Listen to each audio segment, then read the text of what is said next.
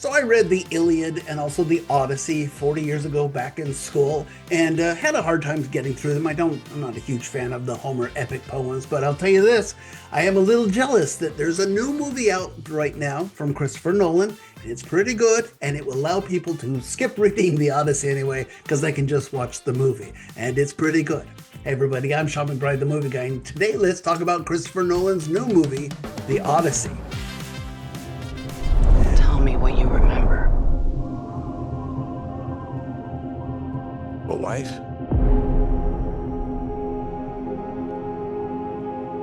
A son? And then what? We won the war.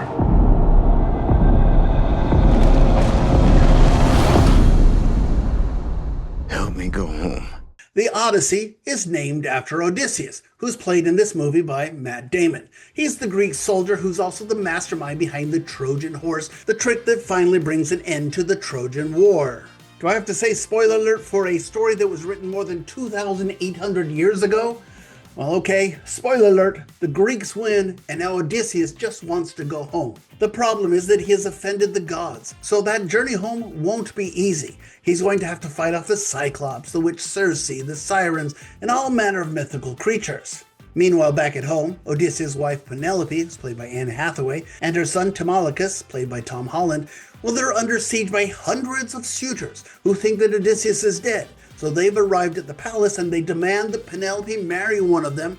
Robert Pattinson is the chief suitor here. He's kind of the sniveling villain of the bunch. So once again, no spoiler alert to what happens when Daddy finally gets home, but it's a very cool action sequence. It's one that elicited spontaneous applause in the movie theater when I saw it here. It's just one of many big action sequences, and they're all pretty good. I mean, this movie is loaded with larger-than-life monsters and action sequences. Christopher Nolan, I mean, the man certainly knows how to make his movies very exciting and very big. The people who are marketing this movie desperately want you to know that it was shot on IMAX film cameras.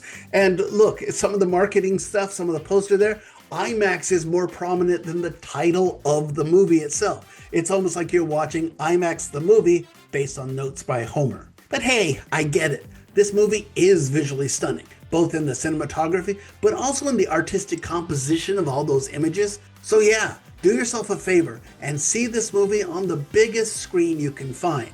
Ironically, when you get the big IMAX picture, you also get the big IMAX sound, and I will argue that the sound mix is off here. Some of the music in this movie was just so loud, so bombastic, that I couldn't understand a thing that was being said. Now, as for the acting, I think the whole cast is pretty good, and that's no small feat for a movie that seems to feature every actor of note living in Hollywood today. I mean, in addition to the main movie stars, we get Samantha Morton, Zendaya, Charlize Theron, John Bernthal, Corey Hawkins, Mia Goth, John Leguizamo, and Lupita Nyong'o, among many, many others. And look, I understand that there is an online furor over the casting of Lupita Nyong'o in particular. She plays Helen of Troy, the most beautiful woman in the world, and she's a black woman, and people have pointed out that there are no black women in this story. They're all supposed to be Greek or Trojans. And look, that's just silly. I mean, Matt Damon is not a Greek man. He is a dude from Boston, and he's playing this famous Greek warrior here. And nobody seems to have a problem with that. John Leguizamo, I think he's the Puerto Rican here. He's in this movie. No one has a problem with that either. So if you're having a problem with the black woman in the movie, but not the white dudes that are trying to play Greek characters, yeah, I think that's on you. And besides, her character is not a huge part of this story. It's a bigger part in the Iliad, but this is the Odyssey, part 2. And so I don't think she got in the way, and I think she's perfectly fine in this film. Now, I will say that it's not all perfect filmmaking genius here. The film is nearly 3 hours long, and much like Homer's epic poem, it does get slow in places. Honestly, there were a few moments where I was a little bored. And look, I'm not a huge fan of the modern decision to have Odysseus question his behavior in the Trojan War. The navel-gazing gives Damon plenty of moments for dramatic acting, but it's a bit of departure from the original text. So all things considered, I'm not going to say that The Odyssey is the new front-runner for the Oscar Best Picture, because I think the film does have some genuine flaws. And honestly, it's not very involving at an emotional level at times, but there's no denying that Christopher Nolan's talent of director is unimpeachable. The Odyssey is his biggest and his most ambitious movie yet. And despite my quibbles, it's very, very good.